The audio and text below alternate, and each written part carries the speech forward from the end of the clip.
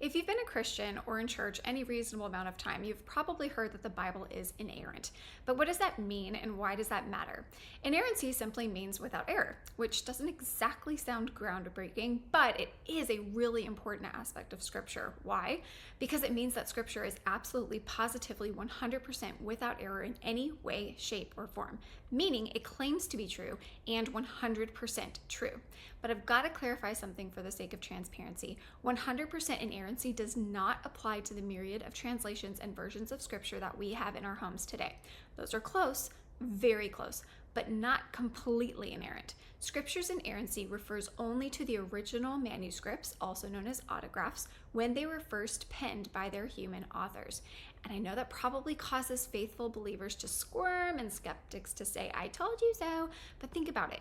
God divinely inspired around 40 men to write down his perfect word by word, verse by verse, chapter by chapter, book by book. Those original copies were 100% perfect in every way. But would one single copy of each book accomplish a whole lot of good with a growing population of believers? Not really. So scribes began copying the text, and they were so careful. In fact, if they made a mistake and caught it, they would destroy the entire scroll and start over. What's particularly amazing and sovereignly orchestrated is the fact that the copies of Scripture that we have today are still almost 100% without error or discrepancy from those autographs. In fact, copies of New Testament books are 99.5% accurate to the original autographs, which were written hundreds and hundreds and over 1,000 years ago. Isn't that amazing? The Old Testament books are crazy accurate too. I'm sure you've heard of the Dead Sea Scrolls, ancient scrolls that were discovered by young Bedouin shepherds in 1947. Well, among these scrolls, which date back to the 3rd to 1st century BC, was the entire book of Isaiah, which was identical to the version of it that we have today. Identical.